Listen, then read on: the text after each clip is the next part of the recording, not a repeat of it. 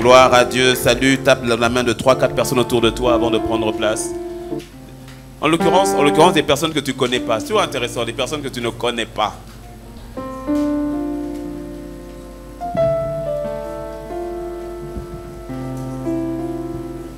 Alléluia.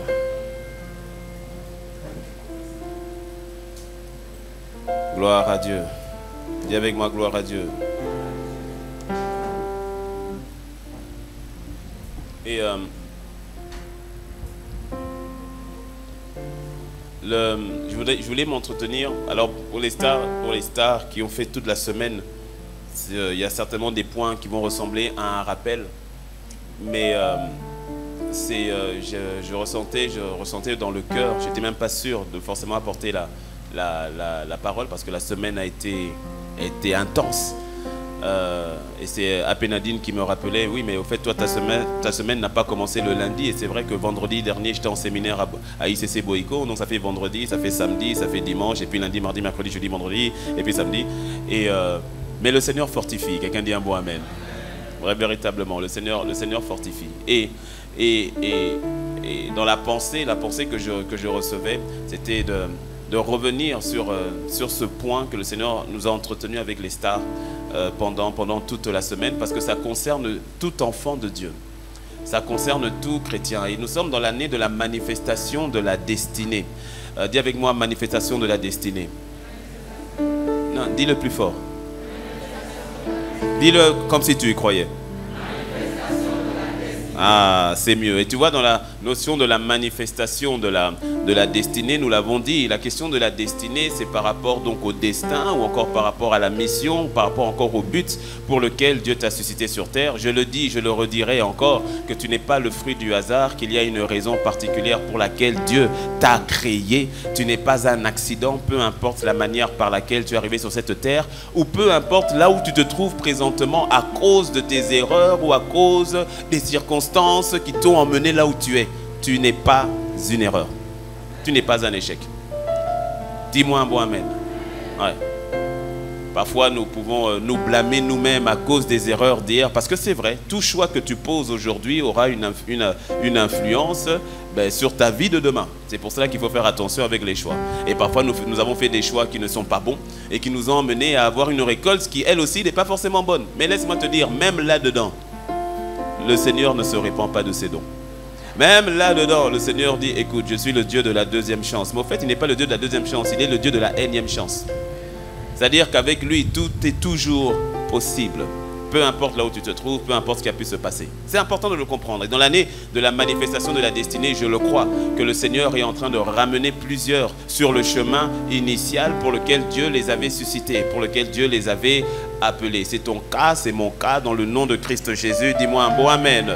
La manifestation de la destinée. Et donc nous avons dit que la notion de destinée, donc il s'agit d'accomplir ce pourquoi Dieu nous a suscités, d'accomplir ce pourquoi Dieu nous a appelés, d'accomplir ce pourquoi Dieu nous a créés. Parce que tu vois, s'il ne s'agissait pas de cela, dès le moment où tu as reçu Christ Jésus dans ta vie, dès le moment où tu te serais converti, le Seigneur t'aurait ramené à lui. Parce que tu vois, sur terre, il y a deux raison principale pour laquelle nous vivons. La première, si je peux dire en termes de premier et deuxième, c'est il y a le fait de communier avec lui. C'est ce que Adam a perdu dans le jardin. Dans le jardin d'Éden, Adam a perdu la communion avec le Seigneur, la koinonia. Et Christ est venu nous réconcilier avec le Père. La réconciliation est toujours une question de relation. Quand on parle de réconciliation, c'est qu'une relation a été brisée. Quand on dit deux personnes sont réconciliées, ça veut dire que ces personnes avaient une relation qui a été brisée, coupée, et donc il faut remettre la relation. Et c'est ce que Jésus est venu faire. Il est venu avec la réconciliation, raison pour laquelle d'ailleurs il nous a donné le ministère de la réconciliation, qui consiste à ramener les hommes à Dieu.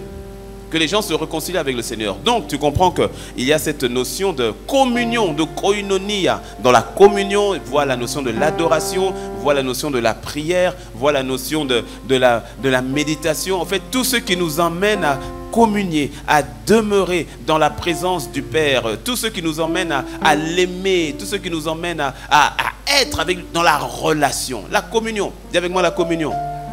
Il y a la communion, mais l'autre chose que Adam avait perdue, ce n'est pas que la communion. En fait, du fait que la communion ait été perdue, automatiquement, il venait de perdre aussi le mandat.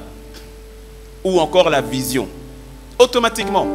Parce que quand tu regardes dans Genèse 3, tu liras, Genèse 3, je ne sais pas si l'audiovisuel peut afficher, mais sinon, si tu lis dans Genèse 3, je crois que c'est à partir du verset 17, 18 et 19, tu verras que lorsque Adam a péché contre Dieu, donc il venait de se détacher au niveau de la communion, directement, la conséquence a été que la mission de Adam a été affectée. Le mandat de Adam a été affecté. Automatiquement, la conséquence de son péché a été que le sol a été maudit à cause de lui. Il faut bien comprendre, il faut bien lire la Bible. Ce n'est pas Dieu qui a maudit le sol. C'est l'acte de Adam qui a emmené le sol à être maudit. Et pour conséquence, il lui dit, tu mangeras de ton pain à la sueur de ton front. Passage que nous aimons bien pour prôner la valeur du travail, pour prôner la valeur du fait, voilà, il faut travailler, travailler, travailler, parce que c'est à la sueur de ton front que tu mangeras de ton pain. Et cette parole est dans la Bible, c'est vrai, mais dans un contexte de malédiction. Ce qui veut dire qu'au commencement, il n'en était pas ainsi. Ce qui veut dire qu'au commencement, dans la pensée de Dieu, il n'était pas question que l'homme puisse manger à la sueur de son front. Il dit, à cause de ton péché, le sol va maintenant te donner des épines. Ce qui veut dire qu'avant le péché, il n'y avait pas d'épines. Ce qui veut dire qu'avant le péché, Adam travaillait, oui, il travaillait, il gardait et il cultivait le jardin, mais pas dans les conditions de l'après-péché. Donc, qu'est-ce qui s'est passé avec Adam? Dès le moment où il a perdu sa communion, automatiquement, il venait aussi de perdre le mandat. Là où Dieu lui avait dit, prends soin du jardin, le jardin que Dieu lui a donné, prends soin du jardin, cultive le jardin, donne des noms aux animaux que je créais. Bref, Adam, coopère avec moi, travaille ce que j'ai fait. Tout à coup, quand la communion est partie, automatiquement, c'est Adam maintenant doit s'occuper de ses propres choses. C'est à la sueur de ton front que tu vas manger. Automatiquement, les efforts de Adam étaient pour survivre. Les efforts d'Adam étaient pour manger. Sous-entendu, avant le péché, on le nourrissait. Il était déjà comblé, sans effort particulier. Qu'est-ce qui s'est passé? La communion a été perdue et la notion du mandat a été perdue. C'est-à-dire que maintenant, les efforts d'Adam, tout son être tourne, au fait, même plus autour des intérêts de Dieu, mais par rapport à lui-même. Tout son être, nous l'avons vu, nous avons parlé des 3T. Les 3T, c'est ton temps, ce sont tes talents, ce sont tes trésors. C'est ce qui fait un peu tout ton être, au fait. Ton être actif sur terre. C'est-à-dire le temps que tu mets. Regarde comment est-ce que la plupart d'entre nous, et ce n'est absolument pas un blâme, mais c'est un fait, comment est-ce que la plupart d'entre nous, leur temps est au fait donné dans le fait de courir, mais derrière l'argent. Ce n'est pas pour fustiger, mais je suis en train de faire un état des lieux où on va courir, et parfois on va courir derrière l'argent dans un boulot que tu n'aimes pas, où tu ne t'épanouis pas. Mais on prend ton temps en otage, parce que c'est le cas, il faut dire les choses telles qu'elles sont. On prend ton temps en otage pour te donner un salaire qui d'ailleurs ne te plaît pas. Dans beaucoup de situations. Il y en a qui sont satisfaits de leur salaire, mais j'ai remarqué que ce n'est pas la majorité. C'est pas la majorité. Il y en a qui sont contents, mais pas tout le monde. Non, mais si je dis vrai, dis-moi un bon amen. Oui. Ton temps va être pris en quelque part, en otage pour te donner en contrepartie un salaire qui bien souvent ne suffit pas à manger ce fameux pain à la sueur de ton front. Est-ce que tu me suis? Je ne te dis pas d'aller démissionner demain. Quelqu'un ici dit, Seigneur, je suis libéré. C'est pas ce que je te dis. Mais je veux que tu comprennes, que tu saisisses et que tu vois au-delà. Et tu vas comprendre parce que je ne suis absolument pas en train de... D'ailleurs, je ne suis même pas en train d'attaquer ni l'entrepreneuriat, ni le salariat. Absolument pas. Je veux t'emmener au fait à voir plus loin. Ce qui s'est passé Et comment cela, au fait, nous poursuit aujourd'hui, si tu n'y prends pas garde. Dis-moi un bon amen. Adam a perdu la communion, et du fait qu'il ait perdu la communion, il a perdu aussi le mandat. Il ne sert plus Dieu. Il en arrive maintenant à se servir. Et au niveau d'Adam, ce n'était pas encore flagrant. Ce n'était pas encore si flagrant que ça. Mais on va le voir avec ses enfants et puis sa descendance et puis les autres. Jusqu'à ce qu'on arrive à la génération de Noé, où on dit, oulala, là, l'histoire est gâtée. À la génération de Noé, on est à peine en Genèse 6, si je ne me trompe pas. Genèse 6, Genèse 8. La génération de Noé, déjà, là, tu vois que l'homme, maintenant, tout ce qu'il fait là, n'a plus rien à voir avec les intérêts de Dieu. Tout ce qu'il fait, c'est son énergie, ses talents, ses compétences, ses grâces, son argent, tout ce qu'il fait, ça n'a plus rien à voir avec Dieu. Ça a tout à voir avec lui-même. Au point où tu as une génération maintenant qui dit, on va mettre toute notre énergie pour faire une cité qui va aller toucher le ciel. Il faut comprendre, au fait, quand on dit la cité qui touche le ciel, ce n'était pas vraiment genre faire une montagne, enfin, je sais pas moi, un building, un gratte-ciel qui va toucher le ciel. Parce que si Dieu, au fait, est concerné par rapport à ça, c'est pas toucher le ciel, ça veut dire quoi exactement? Est-ce qu'ils vont aller jusqu'où? À combien de dizaines de kilomètres, de milliers de kilomètres pour toucher le ciel? Non, ce n'était pas le building en lui-même, c'était l'esprit qui était derrière. Parce qu'au fait, c'était une manière de dire, on va se faire notre propre terre. On va se faire notre propre royaume. D'ailleurs, cet esprit-là est toujours d'activité. Quand on te parle par exemple de l'ordre mondial, du nouvel ordre mondial, c'est le même esprit de Genèse 8, c'est le même esprit. C'est le même esprit qui dit, faisons-nous notre royaume, faisons-nous on fait nos règles à nous, on fait notre vie à nous, en dehors du Créateur. C'est là où le Seigneur, c'est vrai que le Seigneur est intervenu. Et il dit, hein, là, ils ont décidé de faire ça, personne ne pourra les arrêter. La manière dont ils sont unis là, personne ne pourra les arrêter. C'est pour cela, je fais une parenthèse. Tu sais, l'unité c'est bien, mais nous ne recherchons pas l'unité. Parce qu'on peut être unis dans le mal.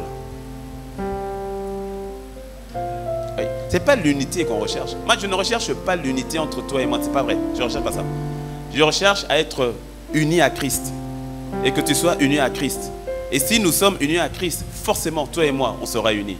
D'une unité avec le troisième brin, la troisième corde, le troisième fil, qui fait que la corde ne va pas se rompre. C'est ainsi que certains, toujours dans la parenthèse, que certains vont être unis aux frères, à un frère, à une sœur, et il suffit que le frère et la sœur fassent mal.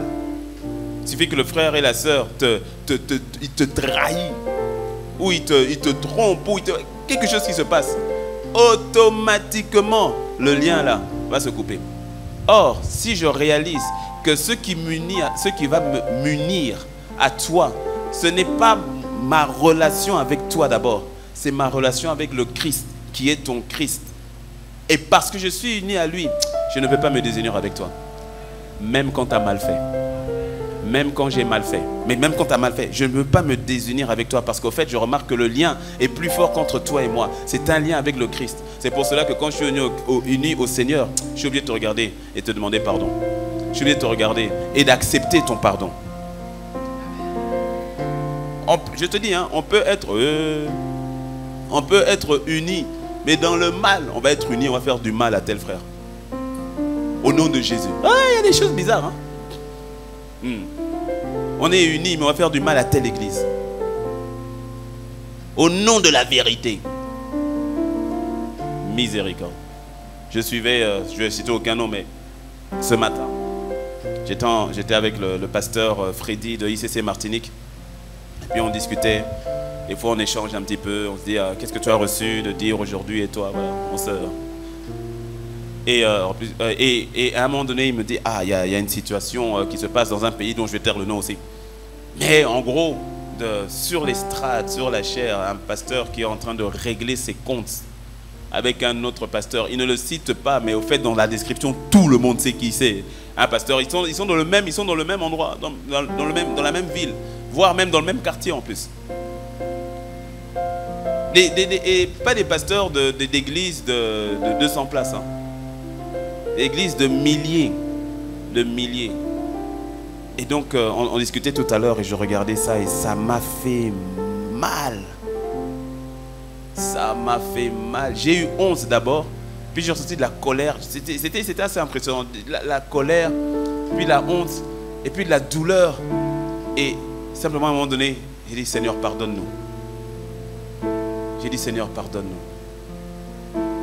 J'ai dit, Seigneur, pardonne-nous. Vraiment, pardonne-nous. Pourquoi il ne peut pas parler de ce que le pasteur aurait dit. Moi, je mets tout ça au conditionnel. Mais pourquoi tu nous dis ça sur l'estrade? On n'a même pas de preuve. Et même s'il avait dit, oh, il voulait te faire du mal. Mais c'est pas... En quoi ça va édifier le peuple? Parce que maintenant, et ceux qui m'ont encore énervé, c'est le peuple de Dieu qui dit, moi, je vais en parler. Je vais mettre les audios. J'avais enregistré notre conversation. Je vais mettre les audios et vous pourrez les écouter. T'as le peuple, amen. Miséricorde. Miséricorde. Là, je ne sais pas lequel des deux m'a plus énervé. Est-ce que c'est le pasteur ou le peuple? Le Seigneur nous en préserve dans le nom de Jésus. Dis-moi un bon amen. Non. Donc on peut être unis, mais pas forcément dans la même chose, dans le bien. Donc la véritable unité, c'est l'unité à Christ. Jean 17, le Seigneur Jésus le dit. Jean 17, verset 21, il le dit. Je ne prie pas simplement pour eux, c'est-à-dire les apôtres, mais pour tous ceux-là qui croiront en leur parole. Tous ceux-là qui croiront en moi au travers de leur parole. Ça, c'est nous. Il prie pour toi et pour moi. En disant, et qu'ils soient un en moi, comme je suis un en toi, et que nous soyons un. Ça, c'est la véritable unité. Quand je suis un en Christ, je vois mon frère, je vois ma soeur au travers de Christ. Oh, j'ai pas entendu ton amen. Dis-moi un bon amen. Je ferme la parenthèse. Donc la notion de Adam et les générations qui sont venues en bas qui commencent maintenant à se servir. À se servir. Il n'y a plus la notion de le servir. En fait, je suis déjà dedans, mais si tu veux donner un titre au message, c'est servir Dieu pour accomplir sa destinée. C'est de servir Dieu pour accomplir, je dis bien pour accomplir ta destinée. C'est-à-dire pour accomplir ce pourquoi Dieu t'a suscité. Ce pourquoi Dieu t'a suscité. Je peux aller plus loin? Demande à ton voisin si je peux aller plus loin. S'il ne te répond pas, ça veut dire 1-1.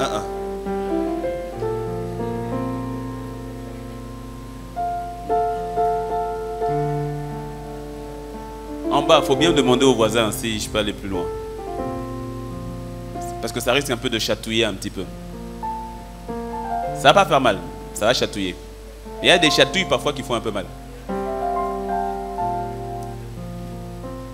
Mais je me sens en fait de nous ouvrir les yeux peut-être à quelqu'un. D'autres, tu le sais déjà. Mais en tout cas, ça fera un bon rappel. Mais de nous ouvrir les yeux sous cette réalité. Que nous sommes nés pour l'adorer et pour le servir. Lorsque Satan, dans Matthieu 4 et dans Luc 4, quand Satan va venir pour tenter Jésus, regarde bien, il va le tenter par rapport à ce que Adam avait perdu. Ou encore, on peut dire par rapport à ce que Adam lui a donné. Parce qu'il dit, il va élever Jésus, entre parenthèses, toute élévation ne vient pas forcément de Dieu. Il va élever Jésus et il va lui montrer en un clin d'œil tous les royaumes de la terre, toutes les puissances de la terre, tout le pétrole de la terre, tous les diamants, tout l'or de la terre. Il va montrer toutes les puissances, tous les royaumes, toute la terre en un temps. Bam. Et puis il dit à Jésus, voici, tout cela m'a été donné. Par qui? Pas par Dieu, par Adam.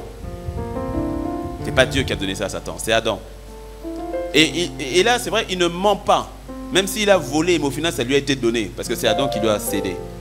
Il dit, tout cela m'a été donné. Il dit, prosterne-toi donc devant moi. Prosterne-toi devant moi et je te donnerai toutes ces choses. Écoute la réponse du Seigneur. Et il revient sur la notion de la communion et du mandat. Il dit, arrière de moi Satan. Il dit, arrière de moi. Car il est écrit. Il parle maintenant de Exode 20. Il dit, car il est écrit, tu n'adoreras et ne servira que l'Éternel, ton Dieu seul. Il n'a pas parlé que de la notion d'adoration. Il a parlé aussi de la notion de service. Pourquoi? Parce que lorsque Satan lui propose tous les royaumes de la terre, il est en train de lui dire, adore-moi, de manière maintenant à ce que tu aies ces choses. Et le Seigneur lui dit, tu n'adoreras et ne serviras.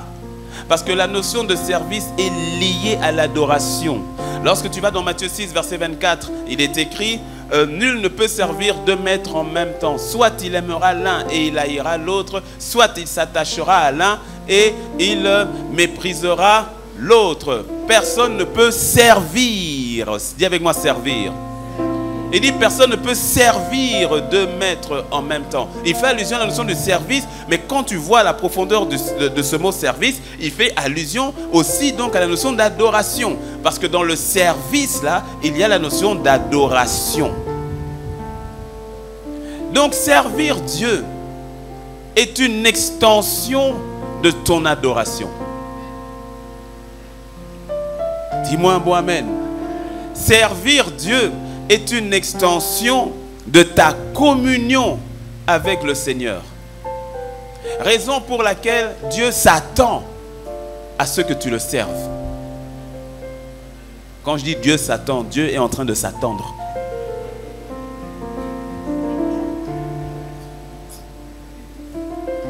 Je précise quand même parce que il y a quelqu'un qui dit, oh, Dieu est Satan. Non, Dieu a une attente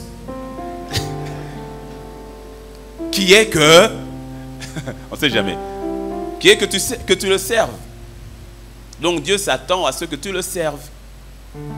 Cela est une conséquence logique de ta communion avec lui. Le servir, c'est quoi? Le servir, c'est dire ma vie est à toi. C'est dans la notion, écoute-moi bien. Il dit que j'allais chatouiller un peu.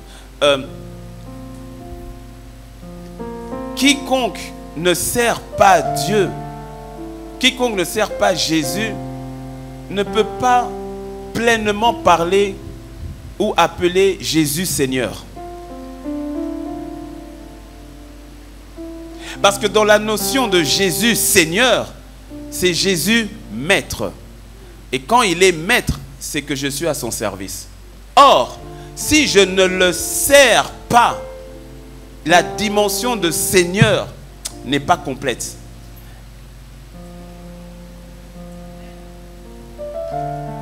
C'est parce que je le sers. Ma vie le sert. Ma vie est pour lui. C'est ce qui m'emmène au fait à dire Seigneur Jésus, Maître Jésus, Rabbi. Tu es mon maître parce que je suis à ton service. Mon corps est à ton service. Mes finances sont à ton service. Mon temps est à ton service. Mon être est à ton service. Mon travail est à ton service. Ma maison est à ton service. Mes enfants sont à ton service. Ma voiture, ma moto, mes habits. Au fait, tout est à ton service. Seigneur, je te sers. Parce que je te reconnais comme maître et Seigneur. Mon service est une marque d'adoration. C'est ainsi que la communion et le service, la vérité, ce ne sont pas deux choses différentes. Le service véritable découle de ma communion que j'ai pour lui. Parce qu'il m'a aimé le premier. Je l'aime en retour et je n'ai qu'une seule envie. Seigneur, sers-toi de moi. Comment puis-je te glorifier? Seigneur, je veux te servir et non pas me servir de toi. Parce qu'il y a un évangile prêché où la manière dont c'est emmené, où nous ne voyons qu'en Dieu celui qui doit nous donner. Nous ne voyons en lui que celui envers qui je viens pour me servir. Donne-moi un enfant, donne-moi un mariage. Seigneur, donne-moi ma guérison. Seigneur, donne-moi ma voiture, donne-moi mon emploi. Et nous venons devant lui comme Seigneur, donne-moi. Sans s'en rendre compte, nous pouvons avoir la mentalité qui consiste à nous servir de Dieu. Et oublier que nous sommes nés pour le servir.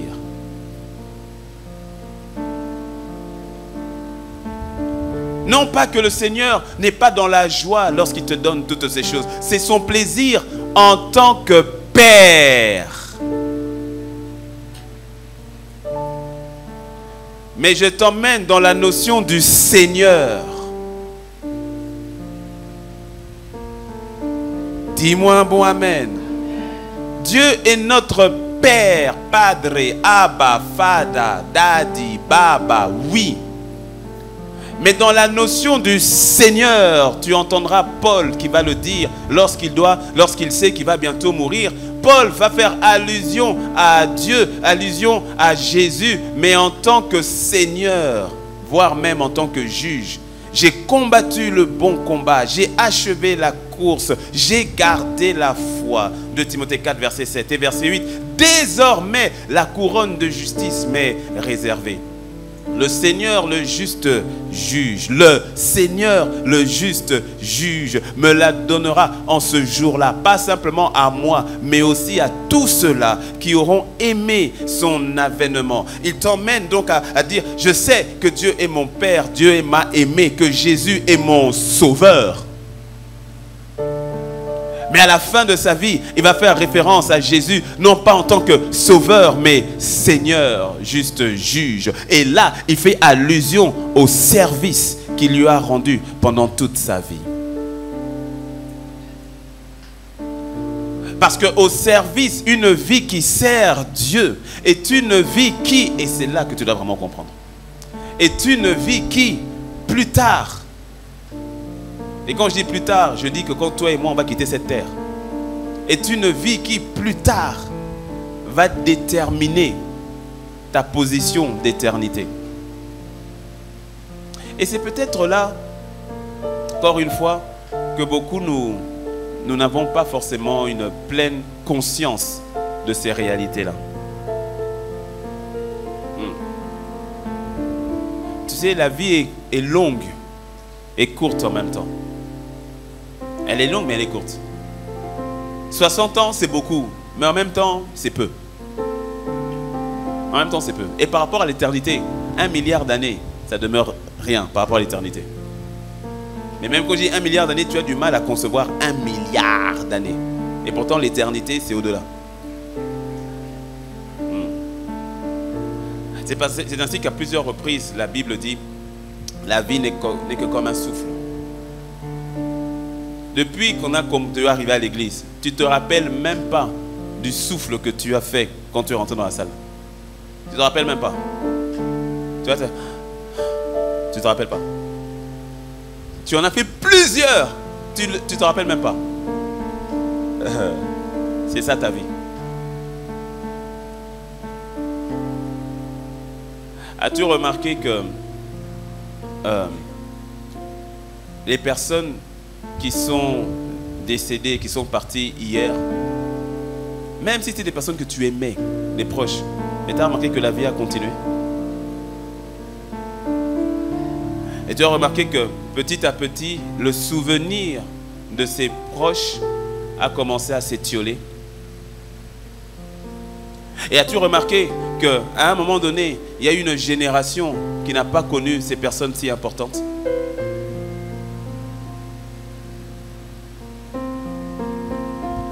Si Jésus ne revient pas, c'est exactement ce qui va t'arriver, toi et moi. Si tu pars aujourd'hui, on va pleurer. Nous sommes de ta génération. Les enfants seront affectés. Pas forcément, ils seront affectés parce que voilà, c'est aussi une génération directe. Les petits-enfants vont dire Yako, pas pour toi qui es parti. Ils vont dire Yako, pour le papa qui est affecté. Les petits-enfants, ils vont se dire, c'était qui? Et c'était qui? S'il n'y a pas un mémorial, s'il n'y a pas une histoire qui est perpétuée, après ça te reste une histoire. Ah, ton grand-père, ah, ton arrière-grand-mère avait fait ça, fait ça. Ah, c'est bien. Bon, sinon on mange quoi ce soir? Est-ce que tu me suis? La vie est particulière. La vie est particulière. Demain, un petit cœur à cœur, demain, ça fera 1 an que mon père est parti. Et quand tu y penses, tu dis, mais la vie de cet homme et l'impact qu'il a eu dans son entourage, mais il est parti. Et quand il est parti, ça n'a pas fait 2-3 mois. Hein. Les gens, leur vie a continué. Est-ce que tu me suis? Écoute, c'est ça la vie. C'est ça la vie. Les gens continuent de vivre. Tu partiras. Les gens vont continuer de vivre. Donc maintenant, écoute. C'est pour cela. La vie, là, on la saisit pas très bien. Des fois, on ne comprend pas. On ne la saisit pas à la manière dont on devrait la voir.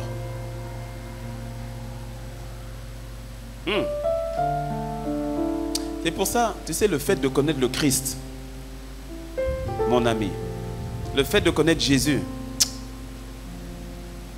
en dehors de lui, franchement, la vie ne vaut pas la peine d'être vécue. Non, je te dis la vérité, je te dis la vérité. C'est une grâce qui nous est donnée de connaître le Seigneur Jésus. Parce qu'en dehors de... Aujourd'hui, je ne sais pas comment font les autres qui n'ont pas crié. Je ne sais pas. Je ne sais pas comment on fait. Je ne sais plus comment on fait. Mon Dieu, le sens de la vie, c'est Christ. C'est pour ça qu'il a dit, je suis la vie. Il n'a pas dit, je vous montre. Il a dit, je suis la vie. Il est la vie. En dehors de lui, il se dit, la vie est... Oh. La vie est dérisoire si Jésus n'est pas là. Tu construis, et le proverbe le dit, le sage dans le proverbe le dit, il dit, l'Ecclésiaste le dit, j'ai encore vu quelque chose, une vanité sous le soleil. Un homme, je paraphrase, un homme qui a construit pendant toute sa vie, et puis la génération qui est venue et qui a dilapidé. Tu construis, tu bâtis, tu fais les choses, tu transpires. Et puis les enfants, ils ne voient rien de tout ce que tu as fait. Eux, tout ce qu'ils veulent, ils veulent l'argent, manger maintenant. Ils prennent, ils vendent. On s'en moque de la vision que papa avait, que maman avait. Maintenant, c'est parti, moi j'ai besoin de manger ce soir. Vendez, dilapidez. On ne voit pas forcément tout ce qu'il a souffert, qu'il a sacrifié pour. Ça, c'était lui. Ça, c'était ses projets. Moi, j'ai d'autres projets. Vanité. Des vanités. Encore une autre vanité que j'ai vue sous le soleil. Est-ce que tu me suis? C'est pour cela, tu vois, la vie que toi et moi, nous avons eu la grâce de connaître en Christ Jésus, nous demande et nous interpelle à ce que nous la vivions selon le Christ. Et il y a la notion de le servir. Le servir. Seigneur, ma vie doit te servir. Ma vie doit te servir. Et il en va de la manifestation de ta destinée. Parce que Dieu t'a suscité à dessein.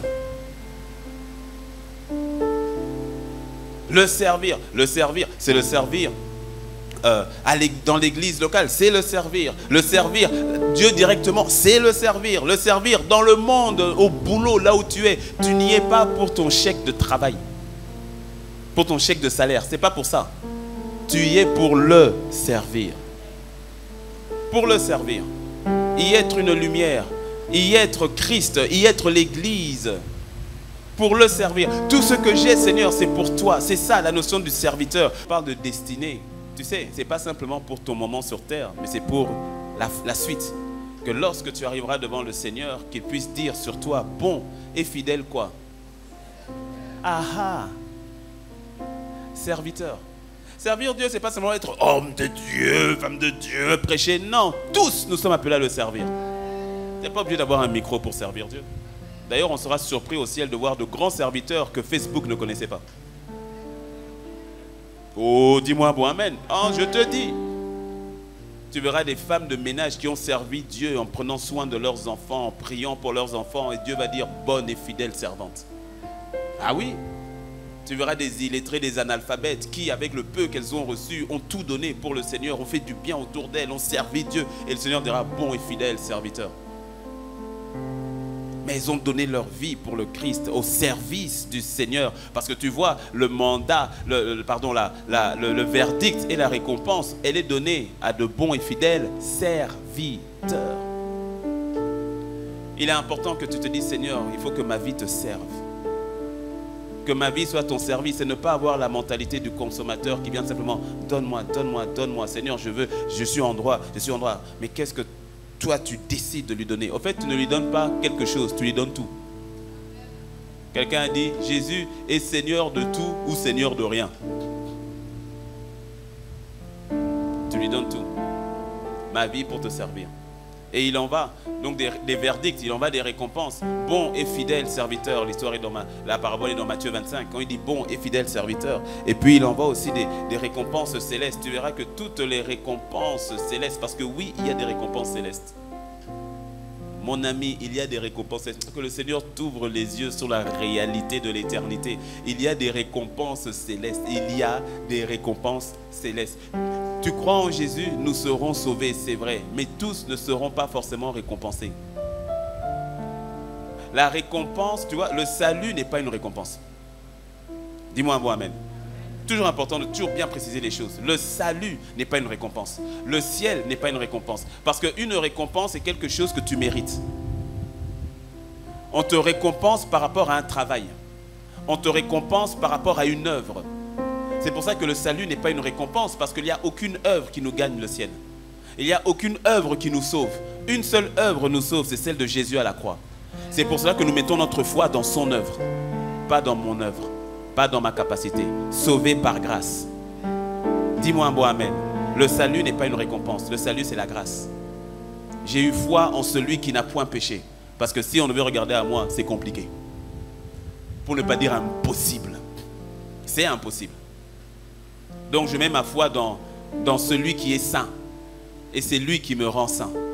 Je mets ma foi dans le juste. Et c'est lui qui m'a justifié. C'est lui qui me rend juste. Ce ne sont pas mes œuvres, ni mes prières, ni mes jeûnes, ni mes 72 heures ou les 144 heures. C'est pas ça. Tout ça, je le fais à partir de ma nouvelle position de juste. C'est parce qu'il m'a rendu juste que je prie. C'est pas parce que je prie que je suis devenu juste. C'est parce qu'il m'a aimé que je suis sauvé. C'est pas parce que je l'aime que je suis sauvé. C'est parce que lui m'a aimé, j'ai accepté son amour. Et je l'aime en retour. Le salut n'est pas une récompense. Ça, il faut que tu l'intègres. C'est pour cela que quand tu es conscient de cela, tu as toujours une attitude d'action, de grâce. Approchez-vous donc avec assurance du trône de la grâce afin d'obtenir grâce et miséricorde. Toujours tu viens avec assurance. L'assurance ne vient pas de tes œuvres. L'assurance ne vient pas du fait que tu es jeûné sans manger. Parce que d'autres jeûnent mais mangent. Ton assurance ne vient pas du fait que tu aies fait une veillée de prière. Non, ton assurance vient du fait que Jésus a payé pour toi à la croix. Le sang de Jésus te donne le plein accès à la présence de Dieu. Dis-moi un bon amen. Rends gloire au Seigneur Jésus pour l'œuvre qu'il a faite. C'est lui qui l'a fait. Dis-moi un bon amen. Lui seul est digne de louange. C'est pour cela que je dis, Seigneur, je te rends grâce pour ce miracle que tu as fait. Dis-moi un bon amen. Et ça, rien que ça doit te donner le sourire, que quelqu'un soit délivré. Et tu sais, il y a des personnes, tu as tellement peur d'être rejeté. D'ailleurs, pourquoi tu as peur d'être rejeté? Vis bien, agis bien. Déjà, cette peur ne sera pas là. Et dis-moi amen. Rends grâce à Dieu du fait qu'il t'ait sauvé. Tu ne t'es pas sauvé toi-même. Ta mission n'est pas de te sauver.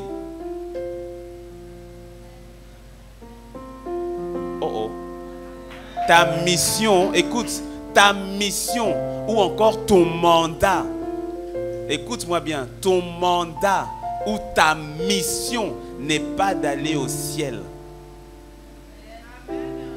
Ça, c'était la mission d'un seul, le Sauveur, de t'ouvrir le ciel. Ce n'est pas ta mission. C'était sa mission, mission accomplie. Et nous recevons par la foi. Ma mission n'est pas d'aller au ciel. Ma mission maintenant est de faire les œuvres que Dieu a pour moi sur terre. C'est ça ma mission. Allez, faites de toutes les nations des disciples. Ta mission est comprise là-dedans, dans le aller, faites de toutes les nations des disciples. C'est ça notre mission. Et je bénis le Seigneur qu'il ait réussi la sienne. Qui m'a ouvert le ciel. J'ai eu foi en lui et je suis sauvé. Et parce que je suis sauvé, maintenant je le sers. Je ne le sers pas pour être sauvé. C'est parce que je suis sauvé que je le sers. Que cette vérité pénètre ton cœur. que cette vérité pénètre ton cœur. Quand tu comprends cela, tu le sers avec plus de joie et un peu plus détendu. Parce que certains le servent crispé. Ah, si je ne sers pas, je vais rater la porte du ciel. Non. Mais tu vas rater des récompenses. Et laisse-moi te dire, on peut minimiser l'histoire des récompenses, mais mon ami, c'est sérieux. C'est sérieux. On parle de l'éternité. C'est toi qui décides maintenant de comment va être, à quel standing va être ton éternité. Comment? En servant ses desseins. En le servant. Il y a des couronnes, mon ami, des couronnes. Il y a des demeures. Il y a maison et maison. Où? Il y a couronne et couronne. Et certains pensent que non, dans le ciel, tout le monde aura des couronnes. C'est pas vrai. C'est pas vrai. Tu verras dans la Bible, le temps est arrivé, donc j'atterris. Mais tu verras dans la Bible on nous révèle au moins 5 couronnes. Ça ne veut pas dire qu'il n'y en a que 5. Il y en a certainement plus. Certainement. Il y a tellement de choses là-bas qu'on ne voit pas. Ça ne veut pas dire qu'il n'y en a que 5. Mais au moins, il y en a 5 qui sont révélés dans la Bible. Par exemple, le passage que j'ai lu tout à l'heure de 2 Timothée 4, versets 7 à 8, l'apôtre Paul fait allusion à la couronne de justice. Désormais, la couronne de justice m'est réservée. Le Seigneur, le juste juge, me la donnera à moi, pas simplement à moi, mais à tous ceux-là qui auront aussi aimé son avènement. Il fait donc allusion à la couronne de justice. Il y a d'autres couronnes. Il y a la couronne de vie. Alors attends, je vais te prendre pour le... Tu vas juste noter la référence. Oh. Voilà. Il y a la couronne de vie dans Jacques 1, verset 12. La couronne de vie dans Jacques 1, vous pouvez afficher audiovisuel Jacques 1, verset 12. Préparez aussi 1 Pierre 5, verset 4. Jacques 1, verset 12. Jacques 1, verset 12, donc il est écrit... Non, ça c'est 2 Timothée 4, 7, 8. Ça, je viens de le dire. Jacques 1, verset 12. Donc, Paul, dans 2 Timothée 4, fait allusion à la couronne de justice. La couronne de justice, pourquoi? Parce qu'il aura combattu le bon combat. Et il aura aimé l'avènement. Mon ami, tu dois aimer l'avènement. Parce que l'avènement, c'est la justice de Dieu qui s'accomplit. Dis-moi un bon amen. Jacques, allez-y les amis. Jacques. J'ai dit combien? Jacques 1, verset 12. C'est Jacques 1. Est-ce que c'est bien Jacques 1? C'est ça? C'est le bon passage?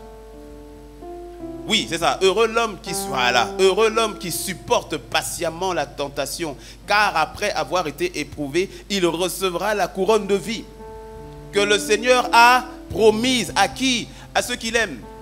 Ça veut dire que tu vois les tentations de la vie là qui viennent. Couche-toi sur ce canapé et je te donnerai la promotion, ma soeur. Tu vois, non? Change un petit peu les factures et comme ça tu auras un peu plus d'argent. Des tentations de toutes sortes. Et bien souvent ces tentations, quand tu refuses, comme Joseph qui a refusé la tentation de la femme de Potiphar, ça lui a amené des problèmes. Mais le Seigneur dit à tous ceux-là qui auront résisté, il y aura une couronne. La couronne de vie. Quand tu le sers, automatiquement, quand vient la tentation, tu dis Seigneur, je te sers, donc je fais face à la tentation, je refuse de céder, de tomber. Et c'est pas facile, c'est des épreuves. Le Seigneur dit, tu auras une couronne. Et c'est une couronne qui est promise, hein. Il ne te la donne pas maintenant. Dis-moi un bon amen. 1 Pierre 5, verset 4. 1 Pierre 5, verset 4. Une autre couronne. On a vu la couronne de justice, la couronne de vie, une autre couronne. 1 Pierre 5, verset 4. C'est la couronne de... Qui est déjà? La couronne de gloire. Alléluia. La couronne de gloire. Et lorsque le souverain pasteur paraîtra, vous obtiendrez la couronne incorruptible de la gloire. Quand tu vois, c'est ce type de couronne qui est attribué à ceux-là qui prennent soin des autres. On fait allusion là au Seigneur en tant que le souverain pasteur. C'est une couronne, les pasteurs, les bergers, c'est une couronne derrière laquelle il faut courir. Ah oui. Mais il y a des pasteurs qui n'ont pas la fonction de pasteur, mais qui ont le cœur de pasteur. Le prendre soin. Je te dis, il y a des... il y a plusieurs parmi vous, êtes des pasteurs à l'hôpital. Oui, des pasteurs à l'hôpital, des prophètes à l'école. Oh, mais je parle à quelqu'un, c'est comment? Pasteur, c'est pas être dans les 4 murs de l'église, c'est moi avec un micro. Vous savez, les pasteurs, tu prends soin des gens là-bas. Mais dis-moi, bon, amen. Et il y a une couronne qui est réservée, une couronne de gloire. Continue de prendre soin. Continue de prier pour. Continue de sauver. Il y a une couronne qui attend. On va s'arrêter là parce que là, tu as vraiment avancé. Tu noteras simplement les autres couronnes. Tu auras cherché. Il y a la couronne de joie. La couronne de joie, elle n'est pas citée directement comme telle, mais dans Apocalypse 21, verset 4, la couronne de joie. Et la couronne incorruptible, 1 Corinthiens 9, verset 25. La couronne incorruptible, 1 Corinthiens 9, verset 25. Mais certainement qu'il y a d'autres couronnes. Et ça ne fait partie que de quelques récompenses dont la Bible fait allusion. Pourquoi? Et c'est mon dernier verset. Mettez-moi 1 Corinthiens 3. Donnez-moi une Bible. 1 Corinthiens 3, une Bible, s'il te plaît. Une Bible. Non, Isabelle, une Bible. Bible. Non, pas le stylo, Bible. Merci. 1 Corinthiens 3, je vais juste m'assurer du passage.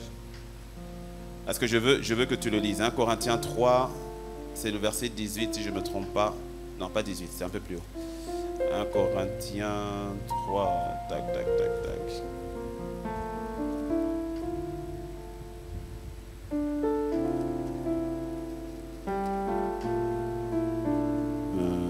Ok, 1 Corinthiens 3, c'est du verset 12 au verset 15. Je vais le lire. 1 Corinthiens 3, du verset 12 au verset 15. Je te laisse avec ce passage. Or, si quelqu'un bâtit, travaille, construit, sert sur ce fondement, le fondement dont il fait allusion, c'est Christ. Si quelqu'un bâtit sur ce fondement avec de l'or, de l'argent et des pierres, tu vois que plus haut, il dit, au verset 11, il dit, 1 Corinthiens 3, verset 11, il dit, car personne ne peut poser un autre fondement que celui qui a été posé, savoir Jésus-Christ. Ça, c'est ta foi, ma foi. Nous avons foi en lui. Ça, c'est un fondement, c'est lui, c'est Jésus. Maintenant, il dit, maintenant sur ce fondement, sur le salut que tu as, maintenant, il faut bâtir. Et certains ne bâtissent pas. Certains ne construisent pas. Et se bâtir-là, c'est par rapport à... C'est ça la notion de destinée. C'est ça le fait de le servir. Il faut bâtir. Et il dit, mais non, mais ceux qui bâtissent, il dit, or, si quelqu'un bâtit sur ce fondement avec de l'or, de l'argent, des pierres précieuses, du bois, du foin, du chaume, l'œuvre, le travail, servir, c'est travailler. Nous avons vu que le service est un travail. Le travail de chacun. Le travail, c'est où? L'œuvre de chacun sera manifestée. Il y a l'or, l'argent et les pierres précieuses. Ça, ce sont les bonnes matières. Et puis de l'autre côté, il y a du bois, du foin, du chaume. Ça, ce ne sont pas les bonnes matières. Mais les deux aident à construire. Est-ce que tu me suis? Et donc, écoute maintenant ce qui est dit. Il dit, car le jour la fera connaître. Parce qu'il y a un jour qui nous attend. Il y a un jour qui nous attend. La Bible dit dans Hébreux 9 au verset 27, car il est donné à tout homme de ne mourir une seule fois, après quoi vient le jugement. On va tous passer en jugement. Mais l'autre jugement à toi et moi qui sommes nés de nouveau, ce n'est pas le jugement pour savoir si tu iras au ciel ou en enfer. Dis-moi amen. Non, mais c'est tellement important de comprendre ça. Ah, mais je ne sais pas pourquoi j'insiste là-dessus. C'est tellement important de comprendre ça. Le jugement par lequel toute personne qui a la foi en Jésus n'est pas le jugement pour savoir si tu vas aller au ciel ou pour savoir si tu vas aller en enfer. Ça, c'est le jugement qui va être proclamé devant le grand trône blanc qu'on voit dans Apocalypse chapitre 20 pour attester que les personnes dont le nom n'est pas retrouvé dans le livre de vie, malheureusement, sont destinés pour l'enfer. Le jugement dont toi et moi nous allons passer, c'est le jugement du tribunal de Christ, où le Seigneur doit te récompenser ou pas. Dis-moi un bon amen.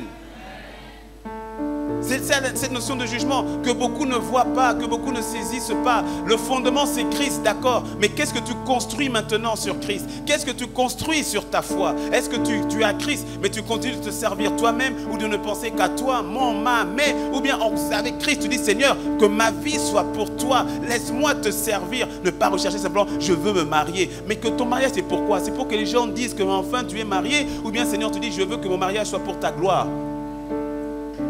Que mon mariage te serve.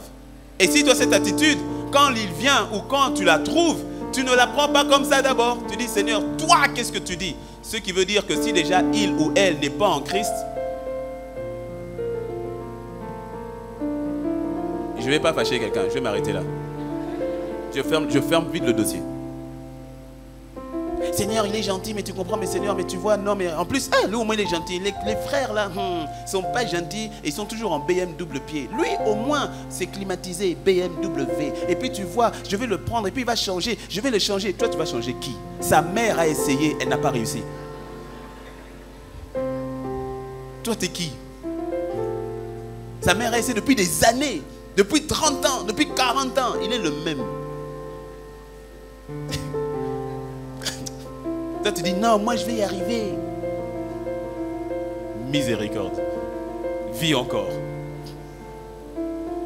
Lorsque tu décides de le servir, tu bâtis sur le fondement qui est le Christ avec les matériaux du ciel, avec les matériaux qui viennent de lui.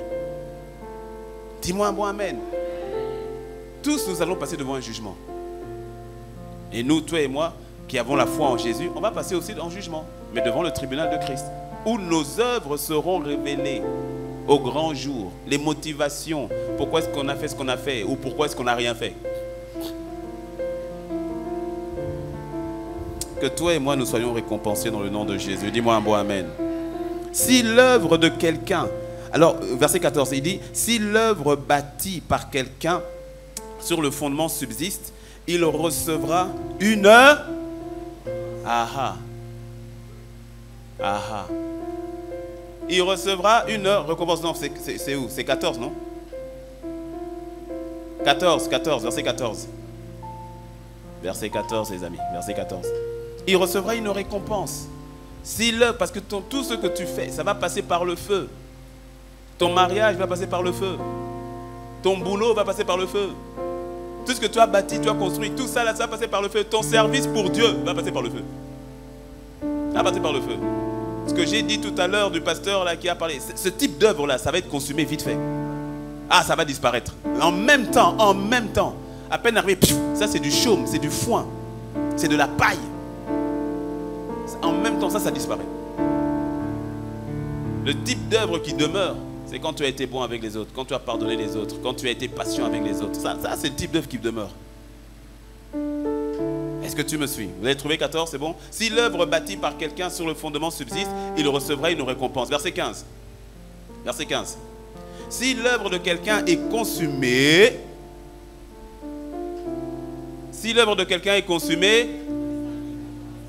il perdra quoi? Pour lui, il sera... Oui, il sera sauvé. Mais, comme au travers du feu, ou encore comme au travers d'un incendie. Quand Paul écrit ce texte, dans le contexte où il est, c'est ta maison était tout ce que tu avais. Et quand ta maison brûlait, tu perdais tout. Il n'y a pas d'assurance, il n'y a pas de tout ça. Tout est perdu. Donc il dit, il sera sauvé, mais comme au travers du feu. C'est-à-dire, tu viens avec des bagages. C'est comme si tu arrives à Cotonou, ou bien tu voyages, je ne sais pas moi, tu vas à Singapour. Tu as mis des bagages dans l'avion, non? Tu as mis bagages, tu as 2 fois 23 kilos. Tu as mis tes bagages parce que tu pars pour déménager. Tu as pris les conteneurs, tu as envoyé les conteneurs. Quand ça arrive au port, on dit ça, c'est le conteneur de qui? C'est le conteneur de monsieur, pas mon nom. Mets ton nom si tu veux, pas le mien. C'est le conteneur de monsieur, de madame, mademoiselle, un tel, une telle. Quand ça arrive là, on check, on dit faites couler le conteneur, ça ne rentre pas ici. Tu viens avec tes valises, les douanes arrêtent tes valises. Même ton sac à main, on enlève. C'est-à-dire rentrez seulement avec vos habits comme ça. Tu arrives à Singapour. Tu es à Singapour, ouais, c'est là où tu voulais aller. Gloire à Dieu, tu es à Singapour. Mais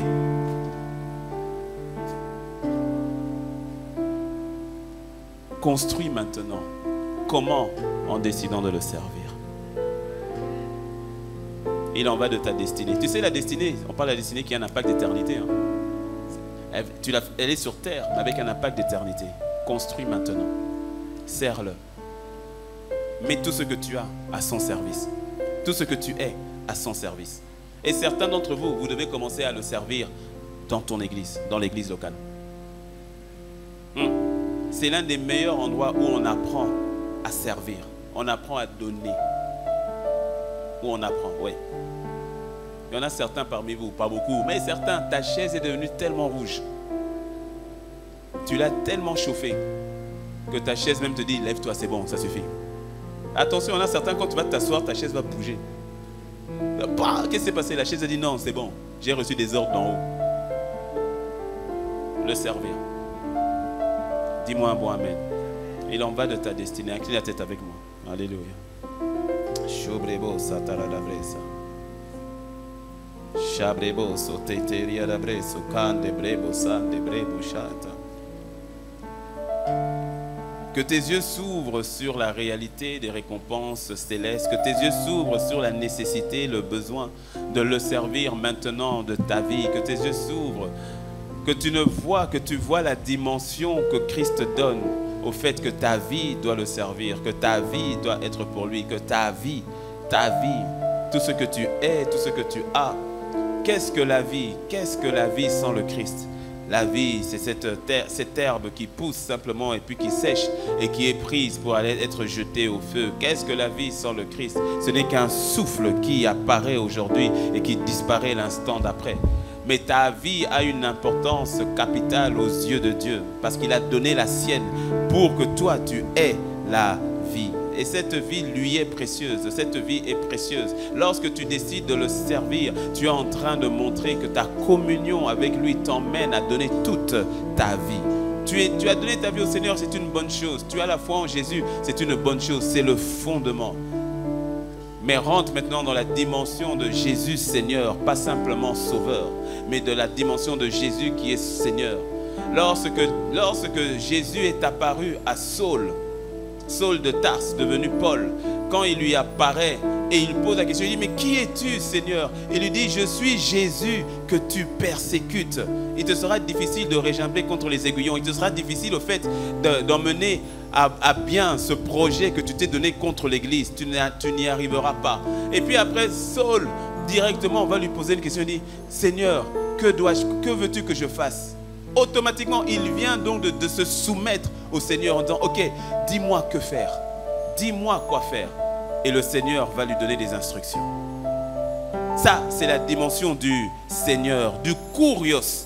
Du mot grec kurios, kurios qui veut dire propriétaire exclusif. Seigneur, que nous soyons à ton service, que tu sois véritablement Seigneur. C'est pour ça que le Seigneur va dire, il va dire, pourquoi donc m'appelez-vous Seigneur, Seigneur, et ne faites-vous pas ce que je vous dis? Car là, ce n'est pas la dimension du Sauveur, c'est la dimension du Seigneur. Il dit, mais si je suis votre Seigneur, alors obéissez. Alors si je suis votre Seigneur, suivez mes instructions. Si je suis votre Seigneur, soyez soumis à ce que je vous demande de faire. C'est la dimension de Jésus Seigneur, où je dis, Seigneur, je veux te servir.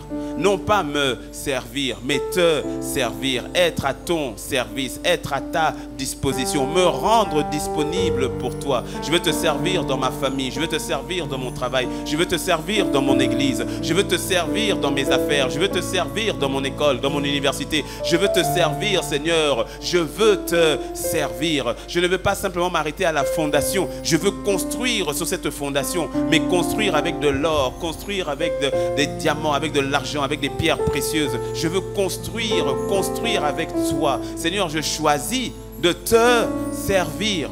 Il en va de la manifestation de ma destinée. Elle est attachée à la notion du fait de te servir. Je reconnais que pendant longtemps, je n'ai vu que la dimension de Jésus Sauveur. Je n'ai vu que la dimension de Jésus qui me donne. Et c'est vrai. Mais aujourd'hui, je viens pour te donner. Je viens pour te donner. Je t'ai beaucoup demandé. Et la vérité, c'est que tu m'as déjà tout donné. Mais que ma vie soit pour toi. Que ma vie te serve. Que ma vie serve les intérêts supérieurs du royaume des cieux. Que ma vie ne serve pas mes intérêts propres, que ma vie ne serve pas mes envies propres, que ma vie ne serve pas mes ambitions propres, mais que ma vie te serve toi, que ma vie soit pour toi, que ma vie te rende gloire à toi, que mon mariage te rende gloire à toi, que ma maison ne rende gloire qu'à toi, que mon travail ne rende gloire qu'à toi, que toute chose soit pour toi et en toi, comme Josué pouvait le dire, moi et ma maison, nous servirons l'Éternel. Que tout ce qui est à moi, que tout ce qui m'appartient te serve, Seigneur, te serve, te servir pour la pleine manifestation de ma destinée. Seigneur, te servir. Ne pas me servir de toi pour me faire un nom. Ne pas me servir de toi pour combler un manque que j'avais dans le monde. Ne pas me servir de toi pour paraître aux yeux des gens. Ne pas me servir de toi pour me venger de celui qui m'avait fait du mal. Ne pas me servir de toi, mais te servir. Mais te servir. Que ma vie te serve, que ma vie te serve, que ma vie t'honore, que ma vie te glorifie, que ma vie soit pour toi, que ma vie soit pour toi. Te servir, Seigneur.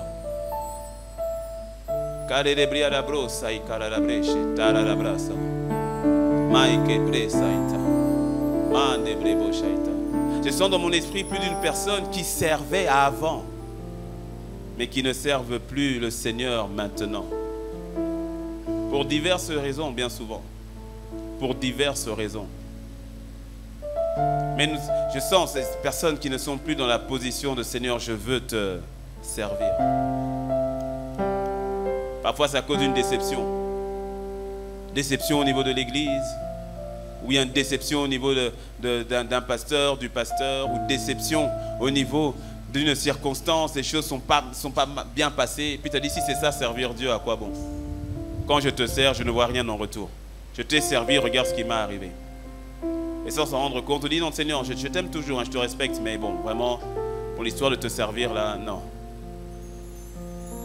Mais entends la voix de l'Esprit de Dieu qui te parle. Entends la voix du Saint-Esprit qui te parle. Il en va de ta destinée. Il en va de ton appel. Il y en a certains qui ont fait comme Jonas, qui sont partis à Tarsis, alors que le Seigneur t'attendait à Ninive. Mais la peur t'a emmené à Tarsis, ou quelconque raison t'a dit, je vais prendre le chemin opposé. Il y en a certains où tu sais, quand je parle comme ça, tu le sais, que le Seigneur t'a appelé, qui t'a appelé à le servir, comme moi je suis en train de le faire. En tant que pasteur, en tant qu'homme de Dieu, en tant que femme de Dieu, à servir dans le domaine du ministère de la parole. Et tu as dit non. Ça là, non. Ça, il n'y avait pas question. Peut-être parce que tu as eu un témoignage qui n'était pas favorable. Ou bien simplement la peur. Ou encore tu as tes propres projets. On a tous nos propres projets, t'inquiète. On a tous eu nos propres projets. Mais tu entends cet appel du Seigneur qui dit, tu dois me servir. Tu entends cet appel du Seigneur qui dit, toi je t'ai suscité à dessein pour me servir. Et c'est pour ça qu'il y a toujours ce combat. Il y a ce combat au-dedans de toi. Il y a toujours ce combat. Il y a ce combat. Laisse-moi te dire que nous sommes dans les temps de la fin où le Seigneur est en train de mobiliser son armée. Et tu fais partie de son armée. Tu fais partie de son armée. Tu fais partie de son armée.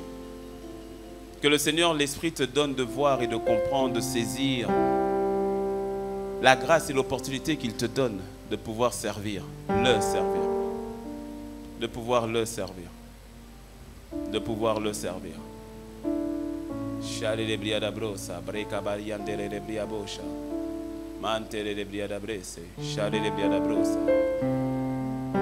Parfois c'est la peur, pas la tienne, mais la peur des gens autour de toi qui te dit non, fais pas ça, si tu fais ça, mais toi aussi. Non, n'obéis pas, non, ne va pas là-bas, toi aussi. Si je devais écouter ça, je ne serais même pas ici devant toi. Je ne serais même pas ici devant toi. Je ne serais même pas ici devant toi. Quand j'ai dit à ma mère que je partais pour Brazzaville et que je partais là-bas, ce n'est pas pour business, non. Je pars là-bas en tant qu'assistant pasteur pour aller m'occuper de l'église. Elle m'a dit, comment ça, toi pasteur? Elle a dit no, N-O-N, pas question, je refuse. Elle a dit, mon fils ne sera pas pasteur. Pourquoi? Parce que mon grand-père l'était. Son père était pasteur. Et elle a vu à la fin de sa vie comment l'église a abandonné son père. Comment l'église a oublié son père. Lui qui avait, mon grand-père donc, qui avait sacrifié, qui avait tout sacrifié, quasiment sacrifié même ses enfants, par rapport à l'église. Et puis quand est venue la retraite à la fin de sa vie, l'église a totalement oublié mon grand-père. Je ne connaissais pas l'histoire, je ne savais pas. Totalement oublié mon grand-père. Elle a dit non, pas question, fais pas ça. Fais pas ça. Va pour t'occuper de ta femme, occupe-toi de tes enfants, va, sécurise les choses. Parce que les gens là, non, fais pas ça. Je sais qu'elle parlait au niveau de sa peine, de sa douleur qu'elle avait. Et je comprenais. Mais c'est servir le Seigneur. Et la récompense vient du Seigneur. Je sais que je verrai mon grand-père au ciel avec une couronne. Dis-moi un bon amen. Je sais que je le reverrai au ciel avec une couronne. Parce qu'il a persévéré jusqu'à la fin. Même s'il n'a pas eu de récompense sur terre, mais il a une récompense qui va durer pour l'éternité. Je sais qu'on va se revoir là-bas. Est-ce que tu me suis? Est-ce que tu me suis? Est-ce que tu me suis? Père, je prie que ta parole pénètre les cœurs, pénètre mon cœur, pénètre nos cœurs. Je prie que ta parole nous pénètre totalement, complètement. Je prie que ta parole nous pénètre. Fais grâce à mon frère, fais grâce à ma soeur, afin qu'il ne perde pas sa récompense. Au contraire, qu'il soit débordé de toute forme de récompense en ce jour-là. Mais cela commence aujourd'hui. Donne à mon frère de te servir avec un cœur entier. Donne à ma soeur de te servir avec un cœur plein. Donne à tes enfants de te servir. De te servir. Nous te servons toi. Au travers des hommes, c'est vrai. Nous te servons toi. Au travers de l'église, c'est vrai. Mais nous te servons toi. Donne à mes bien-aimés de te servir. Le rémunérateur, c'est toi. Le véritable rémunérateur, Baba, Papa, c'est toi. C'est toi. Seigneur, je prie que ce message, lorsque nous nous retrouverons devant toi, que tu nous rappelles ce message parce que nous l'aurons mis en application à partir de ce 20 mars 2022. Que nous soyons déjà en service ou que nous ne te servions pas encore. Tous nous sommes concernés, chacun à son niveau. Donne-nous de te servir pleinement. De ne jamais oublier pour qui et pourquoi nous faisons toutes ces choses. Il y a des fois des situations qui viennent. Il y a des fois la maladie qui persiste. Il y a des fois des défis financiers. Il y a des fois des défis familiaux. Il y a parfois des obstacles qui viennent. Mais Seigneur, fais-nous grâce. Fais-nous grâce. Comme nous l'avons chanté, de demeurer dans la vérité de ta parole. Fais-nous grâce de te servir jusqu'au bout. Fais-nous grâce de persévérer jusqu'au bout. À quelqu'un, fais grâce de faire le premier pas dès cet instant, dès ce moment. Pour d'autres, fais grâce de persévérer jusqu'au bout. Fais-nous grâce de te servir. Fais-nous grâce de te servir. Et qu'en ce jour-là, tu puisses dire, bon et fidèle serviteur. Bon, bonne et fidèle servante. Sharadabroso, Korobosaita. Mantebreshi, Karadabrosa. Maïche Keredebiadabosa. Maïke Senderiadabrese, Shabrabosa. Mante. Les yeux fermés, les yeux fermés. Je vais faire deux appels. Je vais faire deux appels. Les yeux fermés, la tête baissée.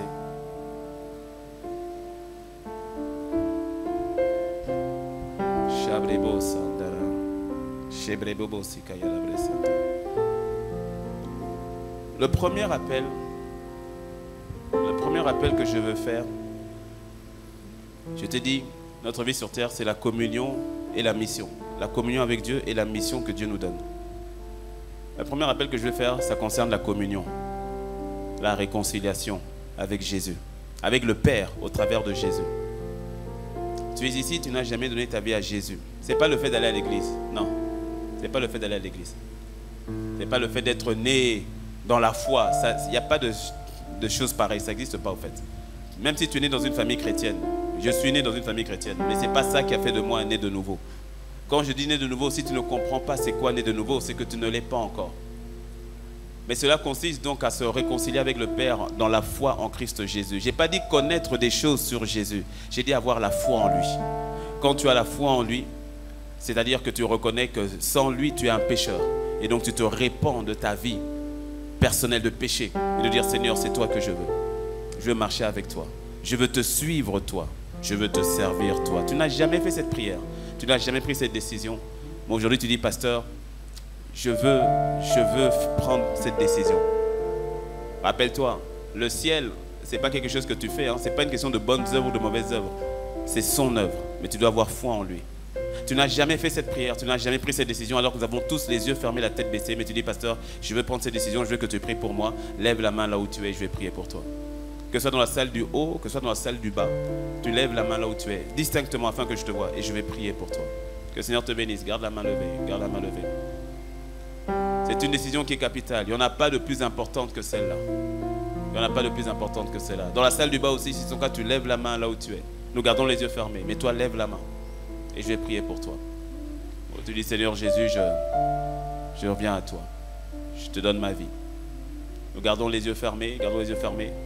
À toi qui as levé la main, mets-toi debout, je vais prier pour toi. Mets-toi debout. Toi qui as levé la main, mets-toi debout. Regarde ni à gauche ni à droite, c'est devant le Seigneur. Dans la salle du bas, si c'est ton cas aussi, mets-toi debout. Mets-toi debout parce que je vais prier pour toi. Il n'y a pas de décision qui soit plus importante que celle-là. De dire, Seigneur, je reviens à toi. Seigneur, je te donne ma vie. Gloire soit rendue au Seigneur. Ma soeur, tu vas faire cette prière avec moi. Et s'il y a une personne en bas, ok, ma soeur, tu vas faire donc cette prière. Tu vas faire cette prière avec moi. Et toute l'église va nous accompagner. Dis avec moi, Seigneur Jésus. Toute l'église, Seigneur Jésus. Plus fort, église. Je te dis merci pour ton amour et pour ta grâce. Merci de ce que tu m'as sauvé. Je viens devant toi et je te demande pardon pour tous mes péchés. Je te demande pardon pour ma vie passée. Mais aujourd'hui, prends ma vie. Prends toute ma vie. Merci Seigneur. Parce qu'aujourd'hui, je suis pardonné.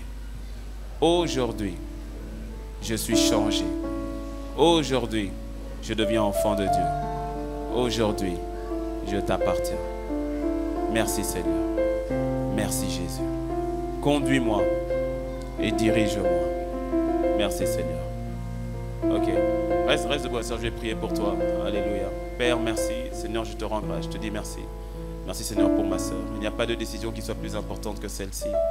Alors Père, que ta grâce soit déversée sur elle. Totalement. Ta parole dit, il y a de la joie lorsqu'un seul pécheur revient dans la maison. Aujourd'hui, tout ce moment, tout le ciel est braqué que sur elle. Parce que tu l'as aimée, parce que tu l'as choisie, parce que tu l'as appelée. C'est pour ça, Seigneur, je prie que ta grâce dès maintenant lui soit favorable dans une dimension que jamais elle n'aurait imaginée. Les choses anciennes passent, voici, toutes choses deviennent nouvelles. Les choses d'hier passent, les alliances d'hier passent, les blocages d'hier passent. Ta vie Zoé, la vie Zoé a rempli totalement, complètement dans le nom de Jésus. Qu'il en soit ainsi. Au nom de Jésus, nous avons prié. Quelqu'un dit un bon... Est-ce qu'on peut acclamer le Seigneur pour ma soeur? Ton prénom c'est comment? Ton prénom c'est comment? Bergeline. Bergeline. Dans Bergeline, il y a berger. Que le Seigneur te bénisse, Bergeline. Est-ce qu'on peut acclamer le Seigneur pour Bergeline? Alléluia. Gloire à Dieu. Bergeline, on va te donner une fiche juste pour que tu laisses tes coordonnées et de manière à ce qu'on puisse t'accompagner dans la décision que tu as prise. Gloire soit rendue à Dieu pour Bergeline. Quelqu'un dit un bon amen. C'est vrai que le temps, bon, avec ce qui s'est passé avec l'électricité, le temps est un peu décalé, mais il y a un deuxième appel que je dois faire. Les yeux fermés, les yeux fermés, tête baissée. Il y a un deuxième appel que je dois faire. Cet appel, ça ne concerne pas tout le monde, mais ça en concerne quand même. Cet appel, ça consiste à dire, toi qui connais le Seigneur, de dire, Seigneur, je veux te servir. Et quand je le dis, j'entends le Seigneur, je ressens comme le Seigneur qui est en train de jeter un filet par rapport à plusieurs qui quelque part avaient fui. Quelque part avaient fui. Ah. Pour quelqu'un, c'est un combat à l'intérieur là maintenant, je sais. Parce que le Seigneur est là, il est présent. Ah. Mais c'est une décision qui est capitale. Et c'est vrai. Oh, est-ce que ça va changer beaucoup de choses? Oui, ça va changer beaucoup de choses. Dès que tu dis oui à Dieu par rapport à ça, oui. J'appelle cela le oui de principe. Ça ne veut pas dire que dès demain, tu vas changer de boulot, démissionner ou voyager. C'est pas ça. Mais quand tu dis Seigneur, oui, prends tout. Tu dis Seigneur, ok, j'accepte. C'est un oui de principe qui fait que le Seigneur maintenant va emmener une trajectoire différente. Les yeux fermés, la tête baissée. Tu sais que tu dois le servir. Tu le sais. Si c'est ton cas, lève-toi. Il faut que je prie pour toi. Il y a mon frère qui n'a même pas attendu la fin, qui s'est levé. Que le Seigneur te bénisse, mon frère. Que le Seigneur te bénisse. Vous êtes nombreux, je sais. Je le sais. Le Seigneur n'a pas inspiré cette semaine ni ce message en vain.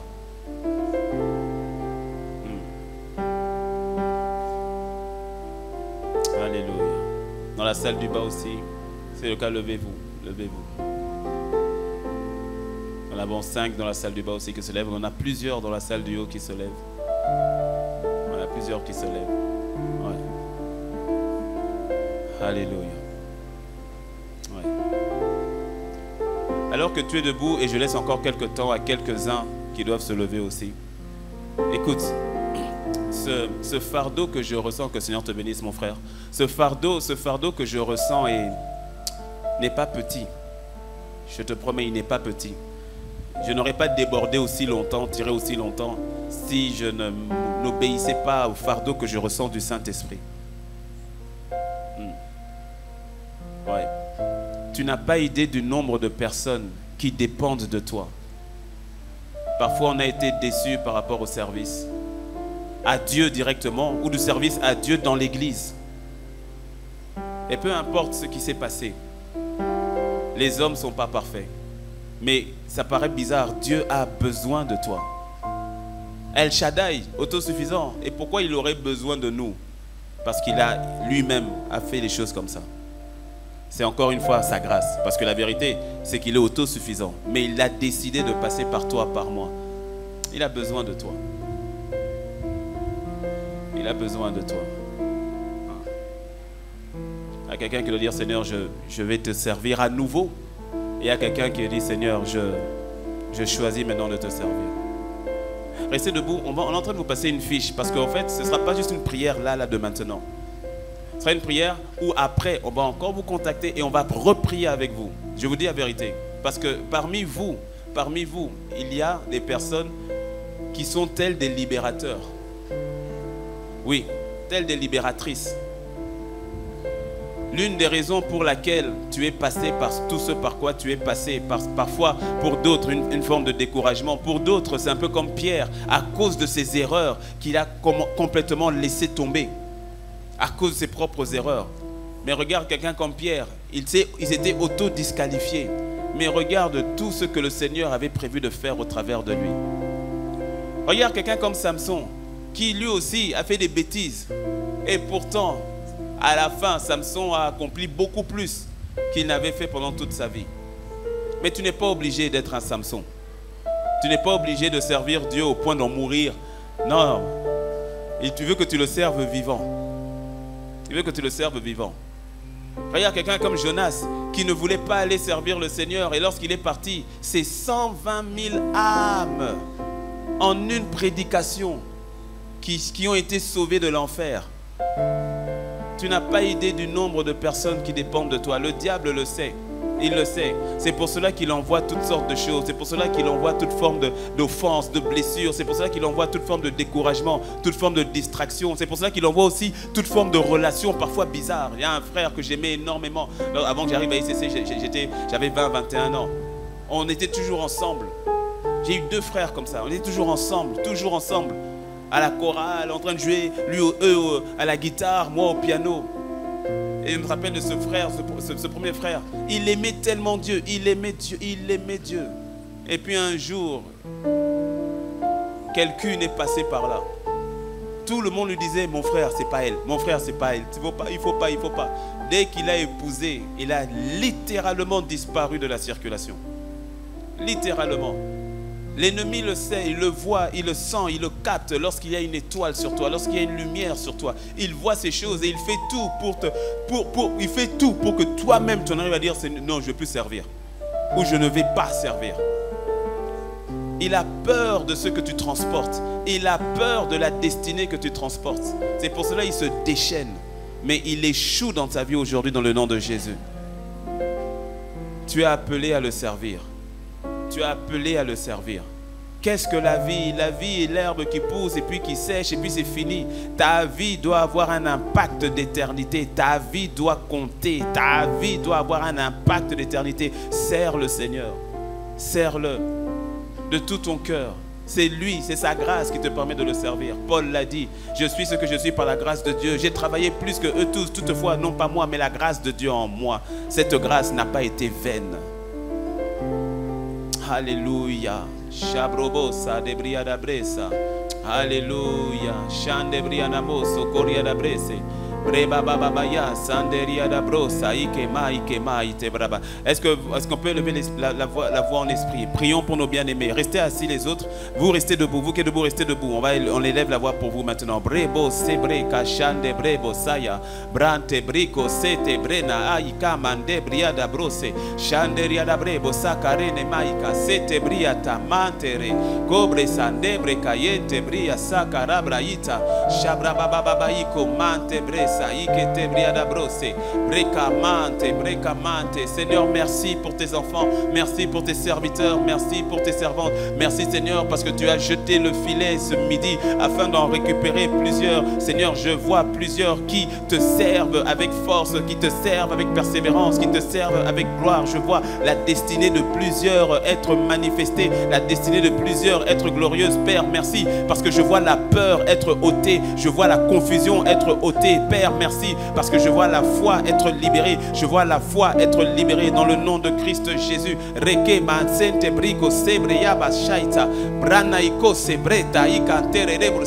Père, en ces temps de la fin, tu as érigé une armée. Tu t'es préparé une armée. Tu t'es préparé une armée de ces temps de la fin afin de livrer bataille pour toi, avec toi en tant que chef de file, avec toi en tant que conducteur, en tant que général en chef.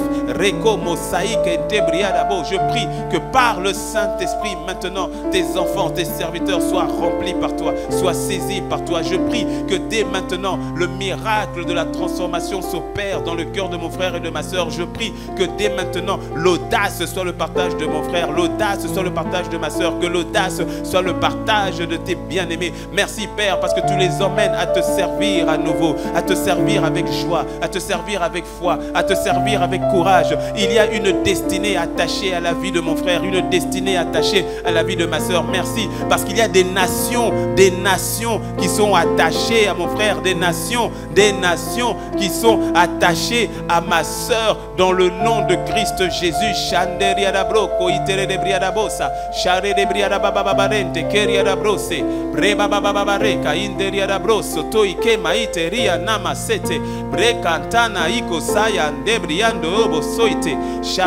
Shabrebo, Manketende Ria, Mama Sakarete, Nene Keteria, Tomo Soy Kenteriaba.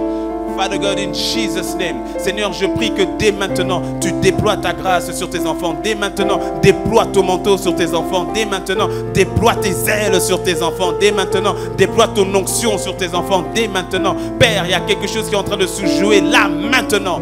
Maintenant, il y a quelque chose qui est en train de se jouer pour la seule gloire de ton nom. Que leur cœur soit en toi. Que leur cœur soit en toi. Et que le zèle de ta maison les dévore. Qu'ils soient fervents d'esprit, zélés pour toi. Dans le nom de Christ Jésus. Dans le nom de Christ Jésus. Dans le nom de Christ Jésus. Seigneur, je les recommande à ta grâce. Je les recommande à ta grâce. Je les recommande à ta grâce. Dès maintenant, restauration totale et complète des choses qu'ils avaient perdues dans le nom de Jésus. Tu es celui qui fait racheter le temps. Père, merci. Père, merci.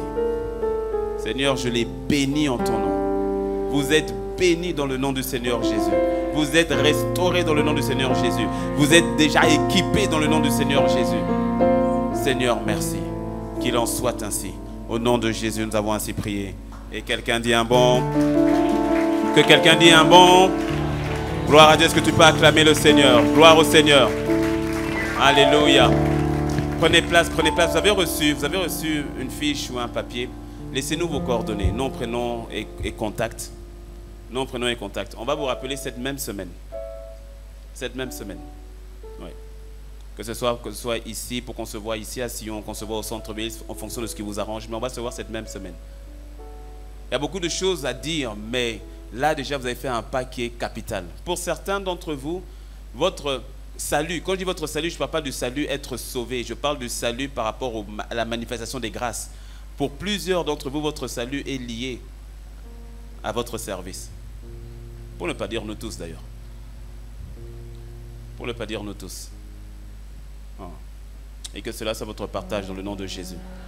Donc, vous remplissez dans la salle du bas aussi, vous étiez un peu plus de 5 je crois, vous remplissez et vous donnerez à voilà, nos bien-aimés qui sont debout, qui sont en service et nous, on va vous recontacter derrière. Amen.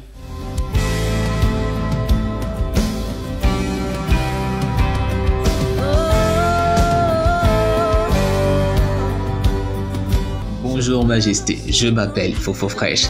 Chaque dimanche, voici comment tu peux faire pour apporter ta dîme et ton offrande avec MTN. Étape 1, étoile 400 dièse. Étape 2, saisir 2, Momo Pay. Étape 3, saisir 1, achat de biens et services.